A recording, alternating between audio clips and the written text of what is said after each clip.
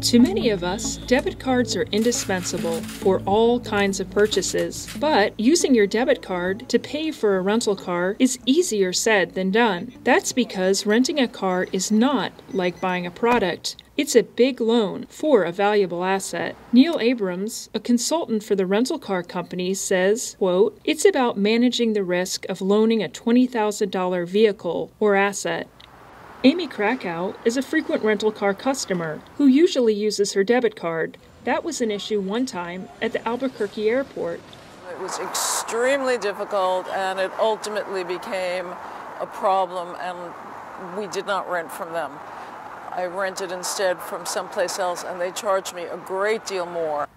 To prevent those kinds of hassles, keep these 5 things in mind.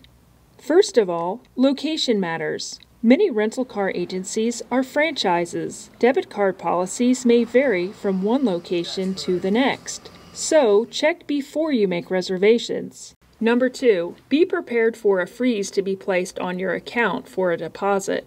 Ask the agency how much the hold will be. You don't want the total bill, plus any outstanding checks, to exceed your daily withdrawal limit, or you may have to pay an overdraft fee.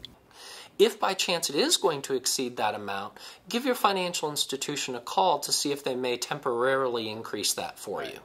Tip number 3, come armed with documentation. Besides your driver's license, agencies may require auto insurance, a utility bill, or proof that you are going to stay in state. Call ahead to find out before you make a reservation. Also important to know, most large agencies run a credit check and look at your credit score.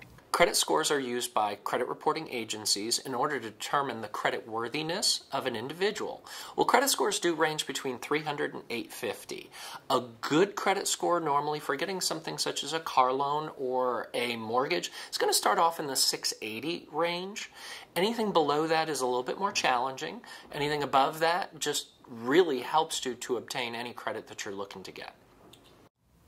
Assume it's a hard credit inquiry, unless the agency tells you otherwise. That means it may have a slightly negative effect on your credit score. An inquiry will stay on there for 24 months with most of the credit bureaus. However, they only have an impact on the credit score for 12 months. There are some myths out there that it has a very specific amount of points that you could lose for that, but it's also going to depend on your profile itself.